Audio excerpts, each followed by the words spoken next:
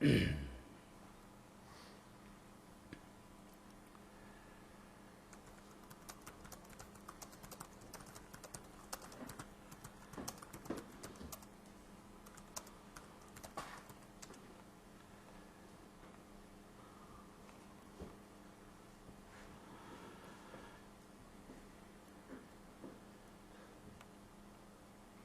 boy.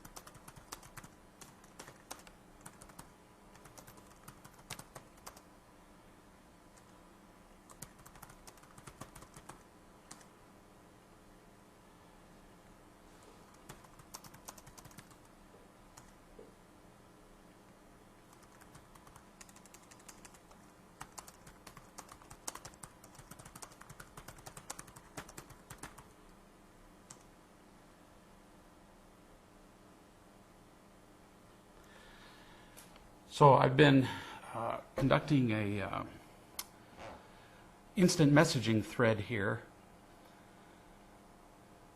that is important, that we need to go over, and that is when people are first exploring real love in their lives, there's often a time when they're pulling back from imitation love. When they understand what they're getting in protecting behaviors are, they understand what the imitation love is that they use, they realize they shouldn't be doing those things, and so they attempt to pull back from them.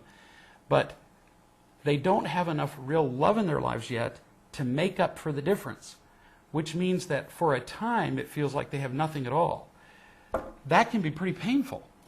And so it's very important that we absolutely immerse ourselves in as many sources of real love as possible. And that means calling people who are capable of loving us every single day. It's something we have to do, in fact, in some people's cases, 2 or 3 times a day. I usually suggest to people when they say, would you be willing to work with me on real love? And I often tell people this: I'm either willing to work with you a lot, that is, I'm willing to talk with you every day or more than once a day, or I'm not willing to work with you at all. Because helping somebody feel loved once every couple of weeks is kind of like somebody who wants to learn to play the piano, practicing the piano once a month. You just as well save yourself the energy, because it's like not practicing at all. In order to change the pattern, the inertia, the direction of a lifetime, it requires some real concerted effort in the beginning. And although it appears to be more work, it's really not more work. It's just different work. Work is being angry, controlling, acting like a victim, feeling in pain. That's real work. That's utterly exhausting. So changing our lives actually requires less work, but it's different. And so it feels odd, it feels strange, it feels often even disorienting. And so many of us quit. So I really strongly suggest to the writer that I've been talking to this about, that you find a number of people that you can contact every single day. You made a comment here that you'll call people and they don't call you back. Then you need to call more people. You need to have a long list of people that you can talk to. Reliable people, dependable people. You need to talk to your coach and say, look, I need more than this. I need some people perhaps that you talk to. Ask your coach to talk to these people and prepare them for you to call, so that you're not just some random call. For example, today I got 2 or 3 phone calls from somebody whose name I didn't recognize at all. And, you know, we get sales phone calls from people and, you know, the usual stuff. And I didn't recognize this guy's name. Well, I didn't call him back. Well, it turns out that he is the husband of a lady who once said to me, I'd like to have my husband call you, and would you be willing to speak to him? And I said, well, sure. But her husband's last name is different than hers. I didn't know who he was. So, you know, sometimes you need to have these people introduced to you so they realize how important it is that they do call you back. We need to do whatever it takes. And saying, well, somebody didn't call me back isn't nearly enough. If your life were at risk, if you had cancer and this person had the vial of chemotherapy that was going to save your life, would you call them more than once? Yeah, you would. You'd do whatever it took to get a hold of that treatment. And frankly, our lives are at risk. You know, we go to enormous lengths to save our lives. And I often ask, for what?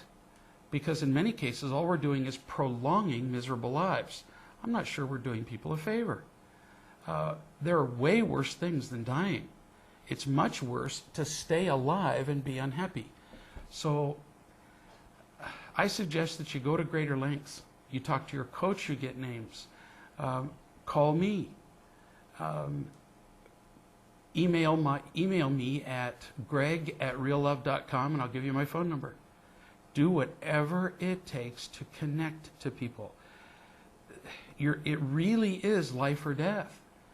And in the end, if we're unhappy and we've lost our marriages and our children are unhappy, is it going to count that we say, well, somebody didn't call us back? We have to do more. So I'm willing to help you, and so is your coach. But we have to be willing to do whatever it takes to get what we need.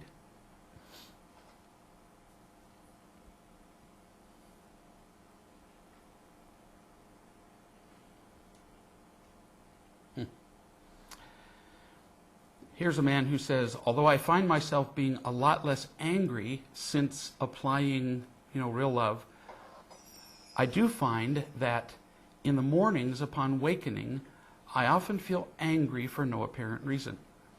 It's not like I had an interaction that was challenging, so why upon waking up does anger tend to show up?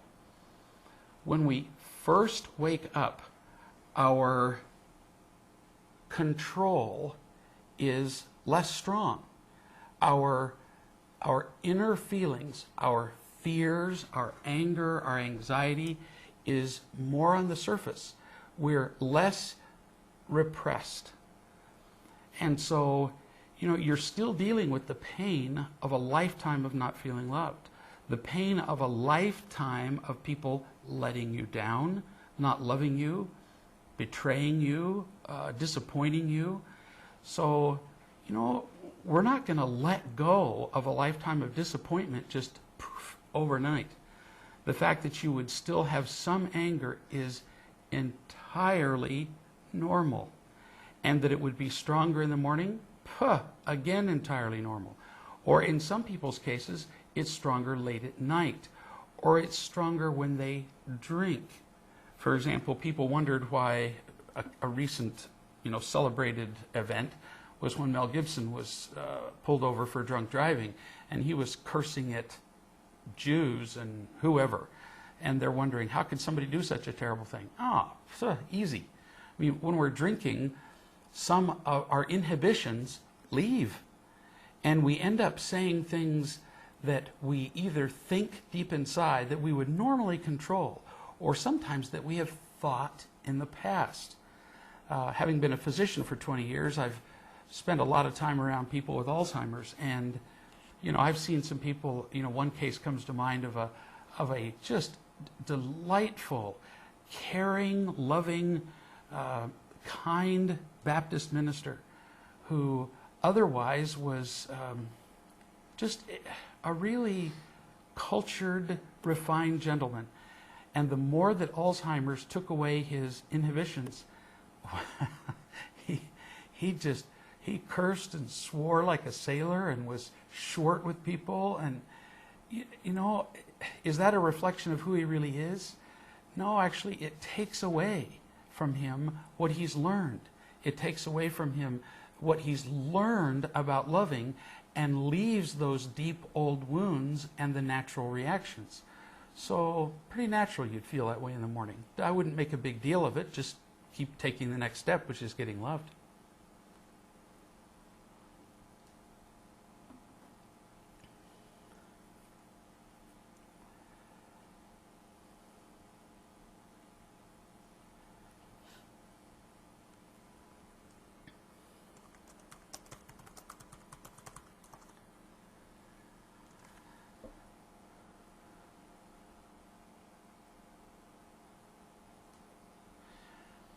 Here's a man who says, I've had several specific occurrences with women from my past. One who claimed that she was pregnant when she wasn't, just to get me to not leave the relationship, and another who sued me. The lawsuit, essence, was basically a woman who was angry at me for breaking the relationship off with her while we shared office space and having been in the same profession. I find that I don't trust women, and I'm having a hard time staying in a committed relationship because of it. So, if you learn to see what's been going on, and as you change, all this changes. So, remember, these women were only responding to their emptiness and fear. This isn't about you. These are women who were drowning long before they met you. This is important. They were drowning decades before they met you. Then what happened was, you came into view and you swam close to them and provided them a brief moment of flotation. Perhaps they clung to you for a brief period of time. You made them feel better for a short period of time where they didn't feel like they were drowning. And so they assumed that you were going to save them for the rest of their lives. Then it became apparent that you were drowning too, and that you needed as much help as they did. Whoa, what a huge disappointment. And so rather than realize that, admit to themselves that they'd always been drowning and that their condition was their responsibility to take care of, all they could see is that once you held their head above water and now you don't. So who do you think they're going to blame? You. And they're going to go after you with all they've got. It had nothing to do with you. It was all about them. Now, you're not trusting women in the future? Silly. Because as you change who you are, as you become more unconditionally loving, you won't attract that kind of woman into your life. Do you see that? That the kind of woman who is desperately empty and afraid and looking for somebody to save her, you won't find her attractive. She won't find you attractive. And you won't fall for that kind of interchange of imitation love anymore. You see, you participated in that business. You came into her life and she said, oh, if you'll save me, I'll give you whatever. Praise, power, sex, whatever it was. And without realizing it, you got out the contract and you said, sign me up, sweetie. And you signed the agreement. You said, I'll give you this if you give me that. Nobody realizes they're doing it. But the two of you entered into a trade of imitation love. As you change the currency, as you change it to real love, you won't fall into this trap. So it's not a matter of trusting women. It's a matter of completely getting off the field of death. Completely. You get off the field of death. You start dealing with in real love. And then what you do is, it's not a matter of trusting women now. You simply tell them the truth about yourself and you observe what they do. There's no trust in this. It's observation. When you're early in a relationship, it's all about gathering information. See how that puts no pressure on anybody. If I'm early in a dating relationship, let's say you and I are dating, which would be a little odd, but you and I are dating, then I would tell you the truth about myself. And if you respond with, what? Then I would note that probably you're not interested in truth telling. Then if I keep telling the truth about myself and you persist in blaming, attacking, acting like a victim, making demands of me, it's not about my choosing whether I'm going to trust you. I'm simply observing you and going, wow, this person has no interest in telling the truth. This person has no interest in unconditional loving. This person is interested in emptiness and fear and trading imitation love. Do I want to continue a possible exclusive relationship with this person? No. Duh. You see how obvious it gets? So that makes establishing and maintaining relationships much easier in the future. The past is gone. You have new tools now, so you don't have to worry about repeating the past. Everything changes as you gain in knowledge, perception, and in your ability to love.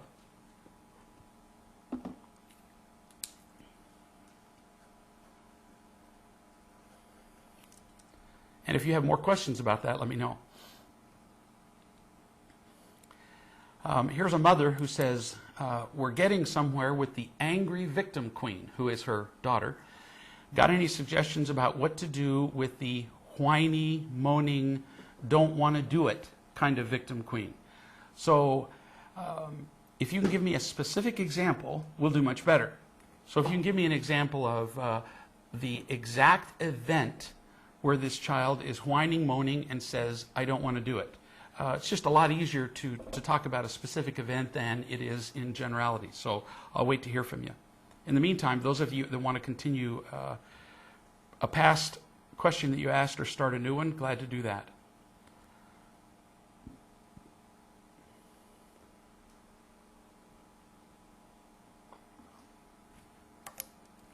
In the meantime, this business of trust is important. We make a big deal of it. In fact, in marriage books, it'll often say it's all about trust.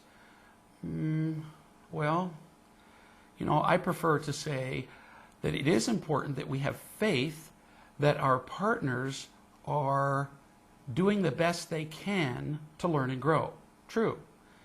But I don't ever have to trust my partner that early in a relationship, I don't have to trust whether my partner's loving. I just observe whether she is or not. It's not hard to tell. But if I'm blinded to real love by my own immersion in imitation love and getting in protecting behaviors, I'm so blind and stupid, I wouldn't know what my partner was doing anyway. So the issue of trust becomes silly. I'm so blind I could be fooled by anybody. So it turns out it's really always an issue about us. It's not an issue about our partners.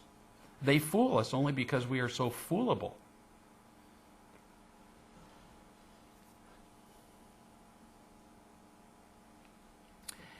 Here's a man who says, I've been telling the truth about myself to the past 2 women I have dated and have abstained from sex, which is astonishing. Way to go. I have found that while they found my approach novel and refreshing, they took my not being sexually provocative as a form of disinterest in them. They have both distanced themselves from me out of anger and frustration. Again, here's a great illustration of what I mean by observing what your partner does. So what you did was you just saved yourself untold misery. You should be celebrating. You should be jumping up and down with joy. Because what if you'd given in with these women? Look what they're telling you. You're telling them, I would like to offer you an opportunity to be in a relationship that's based on real love and the truth. That's what you're saying. And these women are saying, well, but I only know how to be in a relationship where I can manipulate the man I'm with by having sex with him. That's the only thing I know how to do. I have many times talked to women when I've talked about abstaining with sex, for example, and the women have said to me, well, but if I don't have sex with a man, how do I get him to like me? Do you see how critical that question is? What she's saying is, I don't even know how to have a relationship. I don't know what a relationship is. I only know how to be a sexual object. Now, the irony is, she also says she doesn't like to be treated as a sexual object. There's a kind of an insanity there, huh? I don't like to be treated as a sexual object, but that's the only thing I know how to be. So she's telling you she only knows how to trade imitation love. She offers sex, she manipulates you with sex to get what she wants. Now, so you enter into a relationship with her and you move in together, or you get married, or you get engaged, whatever. Some kind of serious commitment. Then the effect of sex as a form of imitation love begins to wear off, which it always will. Now what are you going to have? Now, because the effect of the imitation love in the form of sex that you're getting from her is waning, you're going to feel less satisfied with her. She will feel that. She will. You will then be less willing to do things for her, and she's going to start to be angry and disappointed, and so will you. And both of you will be absolutely baffled why this is happening. Then this will go on, well, how come we're not closer? Well, maybe we could do more. Maybe we should get a book about communication. Maybe we should get a book about how to have better sex together. Maybe we should go to counseling together. And you'll play around like that for, on average, 1.5 to 2 years. So at the end of 2 years, you'll realize, oh man, this stinks. This isn't going to make it. You'll break up, and then you'll start it all over again.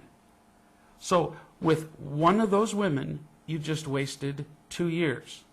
As opposed to what you just told me, which is in a matter of what it sounds like here, a couple of weeks or few weeks, you managed to figure it out in a few weeks as opposed to 2 years. I'd say that's making you pretty brilliant. Do you see that?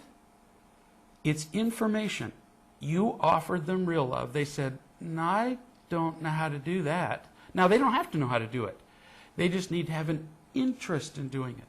And they said, no, I'd rather move on to some guys who really get this whole trading imitation love thing. Go ahead, let them go. Be glad they're going, because they're going to do this little up and down miserable imitation love cycle with somebody else. Wouldn't you rather they did? So hang on. Does this mean it might take you a little longer to find an unconditionally loving partner? Maybe. But isn't it enormously more efficient than going through one miserable breakup after another, one miserable relationship after another? Oh, honey, in the long run, this is way more efficient and certainly infinitely happier. So what you're doing is brilliant. You're finding out who can love you. These women running from you is heaven. Be tickled for it. Celebrate. Bake a birthday cake. Blow out the candles. Here's the mother. I was asking about what does the victim queen daughter do. She said, I asked her to do something like take her plate from the dining table into the kitchen, and she doesn't want to do it. She goes into upset. She doesn't feel like it. Lots of whining, moaning, and something that could have been really simple turns into a mini war. Now, where you screw up is you participate in the war. You get upset with her, or you beg her, or you apologize. You respond to this garbage. Let me make a suggestion.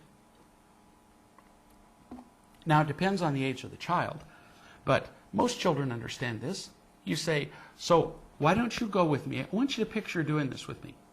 You and I tomorrow, we're going to go to Walmart. And we're going to go to Walmart, and you can pick out anything you want on the shelves. Candy, toys, gum, whatever you want. Do you picture that? And if you do this real slow, and it's not related to the event that they're upset about, picture them, do this as a mental exercise. They can do this with you. They can do fairy tales. So we're going to go to Walmart. We're going to pick out anything you want, and we're going to put it in the basket. Fun, huh? Anything you want. Then we go to the checkout. And when we get to the checkout counter, you're going to decide you don't want to pay for these things. You're going to decide that all the prices are unfair. And you're going to lie down on the floor at the checkout counter and have a fit and scream and cry and say, what is it here? That you don't feel like it. And you're going to whine and moan and do all the stuff with the checkout lady that you do with me. Now, will the lady at the checkout counter at Walmart still give you all of your candy, your toys, your whatever in your basket? No, because there's a price for every choice you make. There just is. And there's a price for every choice we make in all of our lives, not just here in this household. You think I'm picking on you. No, this household is a continuation of life. There's a price I have to pay. If I decide I want to go over the speed limit, then I don't get to choose whether or not I get a ticket. If they pull me over, I don't get to whine and cry and go, oh, it's not fair. They just give me a ticket. If I don't show up at work, they fire me or they don't pay me. We get to do anything we want to do, but there's a price attached to everything. And in life, it's really not negotiable. We don't get to choose the consequence. And that's going to be true here at home from now on. And frankly, I've been an idiot. Kids love to hear this. I've been a fool because up till now, I've been allowing you to make the choice and I've paid the price. What an idiot. So from now on, you can choose to do anything you want. If you don't want to pick up your plate and take it to the sink, you don't have to. I'll never bother you about it again. But it's your job. And so if you choose not to do your job, there will be a price attached to it. And we'll discuss ahead of time if you'd like the price, but I can't always come up with a price ahead of time for everything you do, so sometimes I'll have to come up with a price on my own. So if you choose not to do your job, then we'll come up with other jobs that you'll have to do. For example, you might have to do your brother's chores for a week. You might have to do the laundry for the whole family for 2 days. You might have to clean up the garage. You might have to scoop the dog's poop out of the entry, whatever, something. And the consequence you give the child has to be much worse than simply doing the job, so that they'll see that doing the job is easier. The price of doing the job the first time is less than the price of choosing not to do it. And you don't get excited. You let the consequences teach. See, consequences don't get angry. How's the child going to fuss at the consequences? Consequences don't have personalities. Consequences simply teach. And so when the child says, "Oh, I'm not going to take my dish to the sink," and you say, "That's okay." Then what we'll have you do instead is wash all of the dishes for everyone. Well, I refuse to do that too. Not a problem.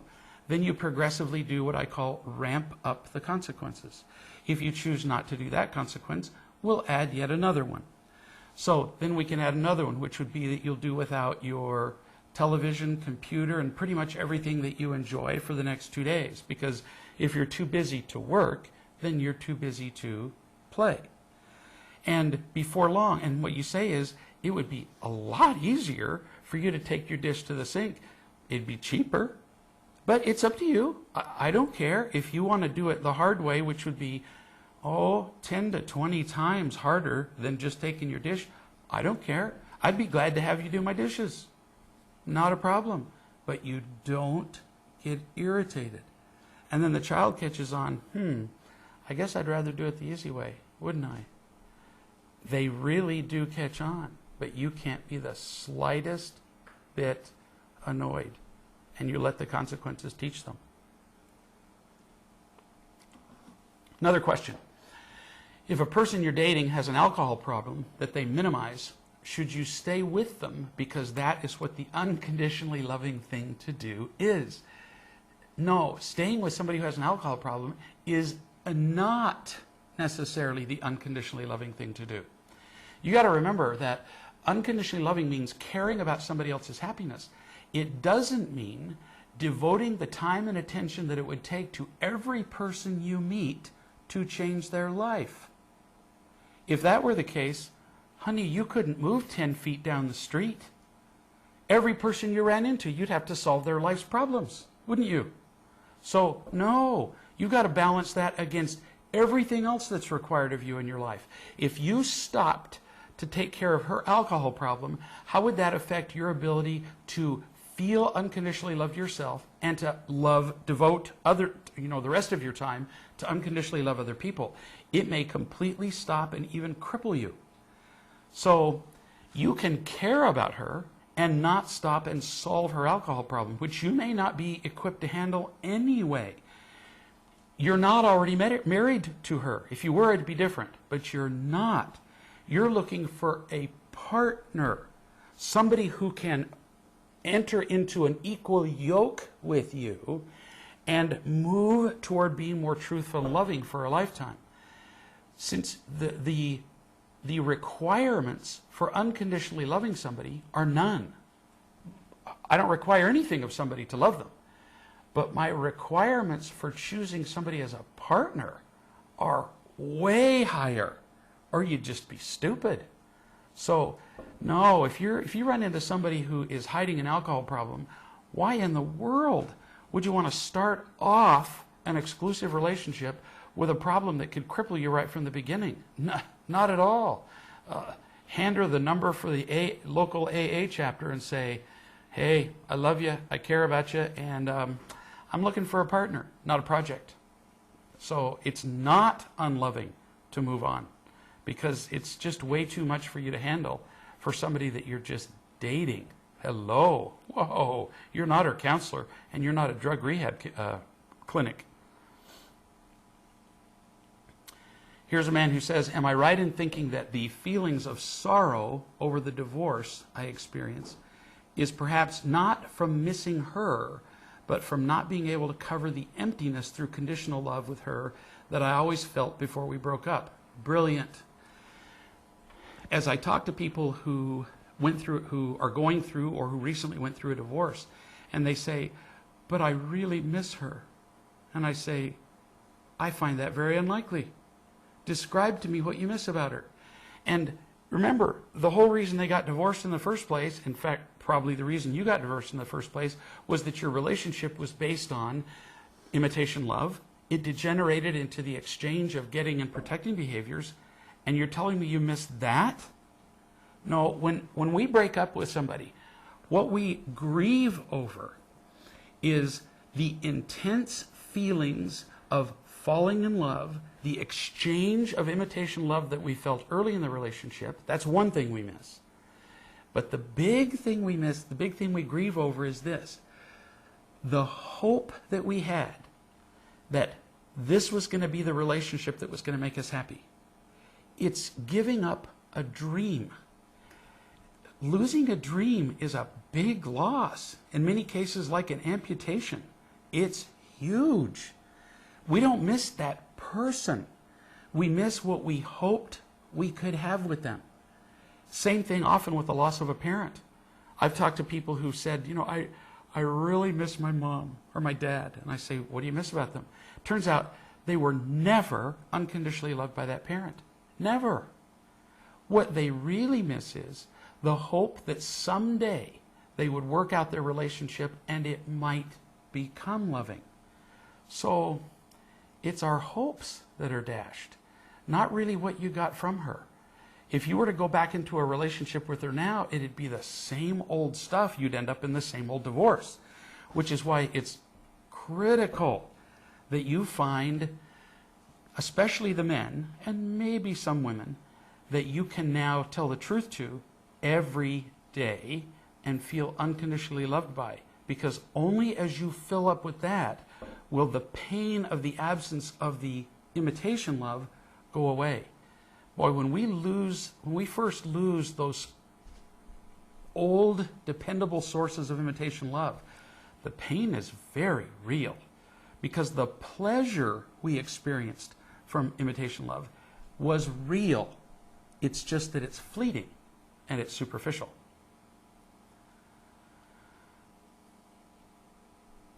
Here's the mother again who says, my little victim queen gave me cause to wonder who's the teacher in this relationship yesterday. She wanted me to put her hair up for her, which I did, and then she decided she didn't like it, so she pulled it out. I apparently showed my frustration as she then told me that Santa wasn't going to bring me anything this year because of the way I was behaving. And if I continued to behave like that, she would continue to behave like this. A few minutes later, we were getting into the car to go to school, and she told me that I really should go and make a phone call. More and more I hear from parents whose children say to them, you really need to go to one of those real love meetings or make a phone call. I mean, who teaches these kids to behave like victims?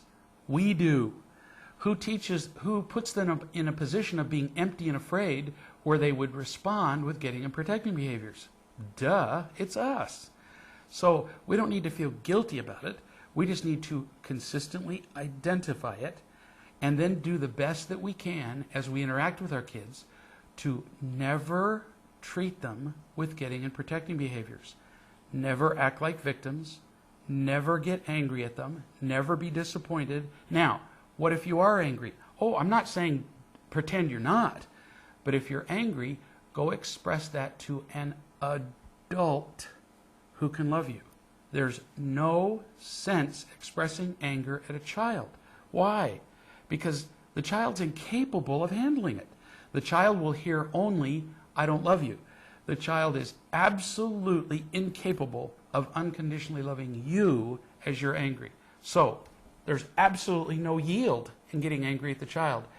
Everyone loses. You lose, child loses, everybody's doomed. So you need to go talk to an adult. That is critical. In fact, it's one of the 9 principles of parenting. When you get irritated, you will go talk to another adult, not to your kid.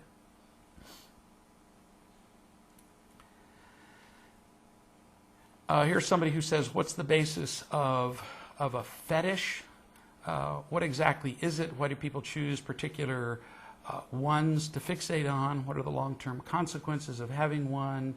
You know, a fetish is just is like a specialized form of imitation love. That's all. Like, let's say somebody has a foot fetish. Somebody who gets a particular sense of physical, usually sexual gratification from focusing on feet or shoes, or, I mean, there's any number of odd things to have fetishes about. And all these people have discovered is that in a fetish, there is an unusual combination of gratification that comes from praise, pleasure, power, safety. In many cases, it's an unusual amount of safety. They get in less trouble with feet than they do with other body parts, for example. There can be any number of reasons. But as we grow up, we develop, for example, a certain taste for certain foods. Japanese kids grow up having a taste for certain kinds of dried seaweed, for example. If you were to serve at an American high school lunch what kids routinely eat at a Japanese high school lunch, probably none of it would be eaten. My son Ben would be sick forever. They've acquired different tastes through experience, genetics, culture, teaching, family, lots of reasons. We do the same thing with our tastes for imitation love. As we grow up, we're exposed to certain kinds of imitation love. We acquire certain tastes for them. Around certain kinds of imitation love, we achieve certain levels of excitement. We feel certain degrees of safety. And somehow, some of us fall into little teeny niches where a particular thing consistently excites us and yet leaves us feeling safe. That's all a fetish is. Long-term consequences of having one, they're no more distracting from us feeling unconditionally loved than most other things. It just becomes kind of a specialized thing. And the solution is the same as it is for any other form of imitation love. Get loved. Once somebody has had enough real love in their life, then the attraction of the various forms of imitation love really does diminish. After you've had chocolate cake, dog food isn't nearly as attractive.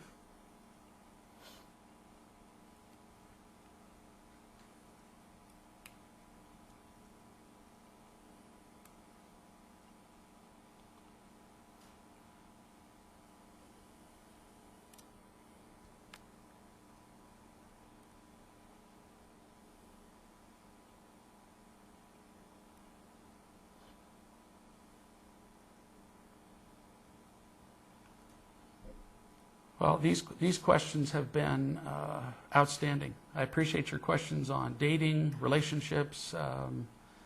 We have one more question. Let me answer that. The other day, a lady says, I lost it and got emotional.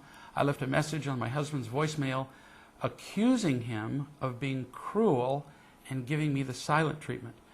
I realized later that I'm responsible for my own emotions and wrote an email to apologize.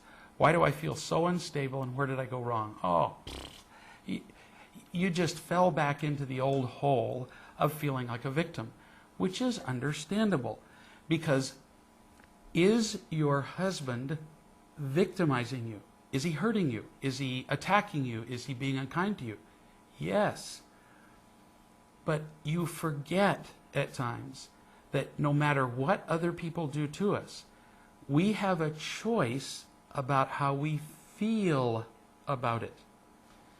Other people can always take $2 from us, but it's up to us to see to it that we have enough of the $20 million so that when people take $2, it just won't matter. The $20 million, this, underline this, tattoo it on your forehead. The $20 million is our responsibility. So if I'm empty and somebody takes $2 from me, I will react badly, and my being empty is my responsibility. The $2 is not. They are responsible for their behavior. What they did was wrong. There's no hiding that. The way your husband treats you is wrong. But you are responsible for seeing to it that you're filled up more with real love, so that when he treats you badly, it won't matter. Because people will always be treating us badly our entire lives. That will always be the case. And if we stay empty, every person who comes along can just pick at us and completely destroy our happiness. Do we really want to live like that? It's a terrible way to live. I've lived like that. Most people do. Or we can reach out to each other, feel more unconditionally loved, and then when people inevitably come along and take those $2, we will not feel devastated. That is the ultimate power in the universe, is that no matter what anybody else is doing around you, you have the ability to choose to be loving and happy. That's where you went wrong. You forgot that you have that power. You thought he had the power to hurt you, and that is not true. So, great questions about relationships, about real love in general, about parenting, about dating. My goodness, we really covered the gamut here tonight. And I look forward to seeing you next Tuesday, and we'll again talk about whatever issue you'd like to bring, and bring your friends with you. Remember that it's always about real love, and we always love you.